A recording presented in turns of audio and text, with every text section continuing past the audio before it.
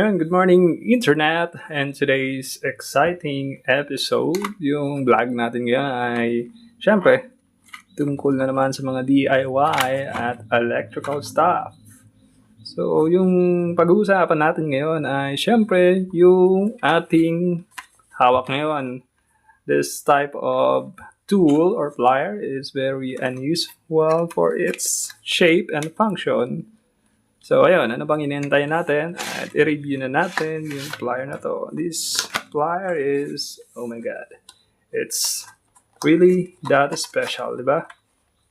The plier is, originally came from Japan. The, manufacturer's name is Engineer Plier and the model number is BZ-79.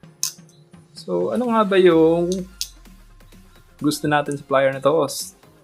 Kung mapapansin nyo guys, ang plier na ito or plier na to ay hindi siya pangkaraniwan, sabi nga nila. The cutting jaws are very, very different. This type of cutting jaws are categorized to be cross-cut jaw. Yan. Para siyang gunting. Nag-interlock siya or they cross each other. Kumpara siya sa mga, typical na plier. This one is Milwaukee pinch. Baga, yung cutting jaws niya ay pinch lang. Itong review natin sa plier na to ay cross. Para siyang gunting na ginawang plier. Ayan. Para siyang normal na plier lang. Ang big difference lang ay yung cutting jaws. So, aside from those, meron din siyang crimping option, non-insulated. At yung jaws are, designed differently. Meron siyang slot for extracting, stubborn screw. Kung pansin nyo, halimbawa, meron tayong screws na hindi na natin ma-drive ng screwdriver for any reason, lost thread. Ayun, pwede natin gamitin yung jaws na to. Ayun. Meron siyang features na ganoon. So, very, very nice and, unique design for a plier. Ayan. So, reminder pala guys, yung pliers na to ay hindi siya nakadesign to cut hard conductors or yung may mga asero sa gitna. For example, this is, number 4 drop wire. Yung karaniwang ginagamit na wire papunta sa poste, papasok ng ating service entrance. So, ayan. Yung partner niya ay walang balat, di ba? Usually the neutral one, wala siyang balat. This is the live one. At yung walang balat na yan ay may asero sa gitna. So, if you try to cut those type of conductor na ito yung gamit nyo, I'm warning you, it will easily get damaged yung cutting jaws niya. It's very sharp. So, pwede lang siya sa mga softer conductor na wala siyang palaman na matigas na bakal or string or wire or asero sa gitna. Kasi yun nga, masisira nyo yung cutting capability niya. Ayun, nakikita nyo naman, number 4. Easy as that. It's like a butter. Kung itatry natin siyang putulin gamit tong normal alignment plier, you will get struck out. I will get struck out, probably. Yan, medyo kahit mahaba na siya guys. Diba? Pero with this type of cutting jaws, tingnan nyo naman. It's like butter. Pinipigilan ko pa nga yun eh. Yung baga, very, very good and unique design for plier. So, meron din tayong mga kalintulad niyan. This one is Klein Sweeper. Yan, cross cut design din siya, hindi pinch. Ayun, ito is pinch cut. So, yun. So, the length will be same metro na. Ayan. Kasi nga ba siya ng Klein Hybrid 21.5 cm or 8.5 inches for the imperial measurement. Subukan natin siya sa number 6. I do believe it's number 6. Drop wire. Ayun. Ang ganda niya rin guys, pang score. So, medyo wag lang natin masyadong diinan kasi you'll nick conductor. Ayan, nakikita nyo. Very clean.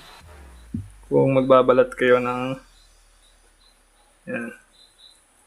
I'm just, rotating it. Yan, nire-rotate ko lang yung yung pinaka-wire niya. Tapos, konting kurot. Ayun. See how good it is? Ang ganda na nito pang terminate sa, for example, sa metro, di ba? Mag-terminate kayo ng mga meter base. Ang gandang plies nito. So, you will not do it easily kung pinch cut or just ordinary lineman tool yung gagamitin natin. Ayan, di ba? You'll do it, but not the best way to, terminate cable. Ayun, nakikita nyo, di ba? Medyo messy yung insulator niya. So, I do believe that this type of plier has its own place sa ating mga toolbox kasi, di ba? It's very unique. So, doon sa packaging, ayun. Probably the Japanese use this for flat wires, katulad nito. Ano tayo ditong scrap? Duplex ba yung tawag nila doon? Yung flat wire. So, compared to the Japanese, tatlo yung conductor niya. Probably ground. Ayun. Tapos naka-indicate din dito guys yung pinaka-slot niya na pangtanggal ng mga stubborn screws. Ayan, naka-indicate. So, yun parang special features niya yun. So, yun lang. Sa tingin ko, ingatan lang natin siyang ipairam sa mga hindi pa alam na maselan to sa may asero sa gitna na mga wire. Diba? Yun, lambot niya. Let's try to strip it. Yan. Ang lambot niya pang putol. Putulin natin dito. Mahaba pala. Ang lambot niya pa putol at saka ang very grippy yung jaws. Nakikita niyo. Diba? Probably be careful kasi ayan. You have the nick.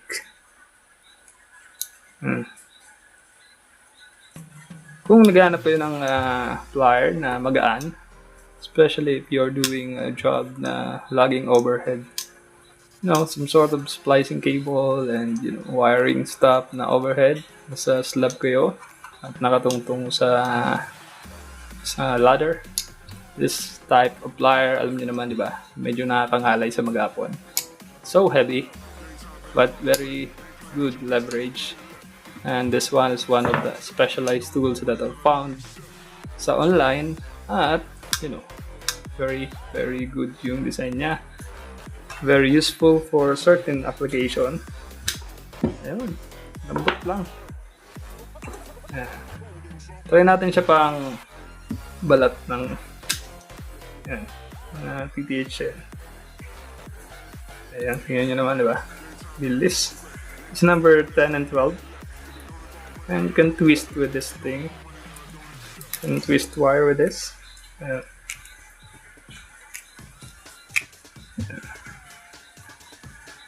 Diba? Napakagandang gamitin. Very sharp. Ayan. Very good design. So, yung handle niya pala guys ay deep handle din siya na may texture.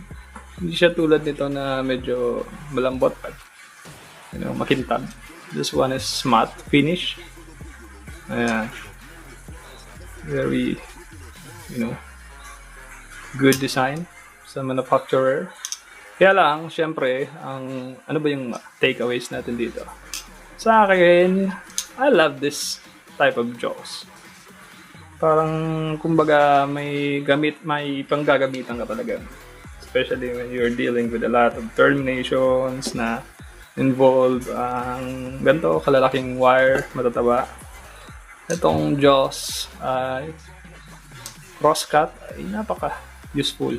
Diba? So, akin lang, ingatan lang natin siguro to na kasi I've been,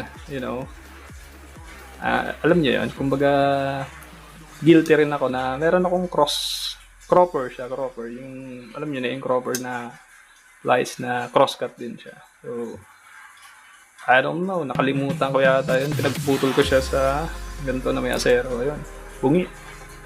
Kahit na CRV or treated yung jaw or hardened steel yung jaws niyan, nakakaroon pa rin ng konting nicks dyan sa kumbaga sumasabit na ngayon yung plies na yun, sumasabit pag inopen mo.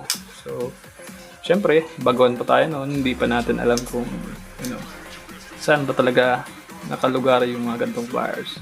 So overall, very good design. So I wish na mas yung handle nito. I mean, yeah, it's thin yung insulator. So probably kung hindi ka maingat, madali mo lang itong nasisira or masusugatan. So sana may option din sila na insulated. Tulad ng this one is Bosch insulated handle. Ang ganda siguro kung insulated to, no? Ayan. Or maybe a comfort grip design tulad nito. Textured siya na malambot. Ang ganda siguro. Yun lang, I wish. But overall, napakaganda ng performance niya. Yeah, just like butter. So again, kung hindi ka pa nakasubscribe sa ating channel, palambing naman ng isang like at subscribe button dyan sa baba. At para lagi ka na ring updated sa ating mga uploads. Ayan, dito na magtatapos yung ating video. Sa susunod again. Maraming salamat!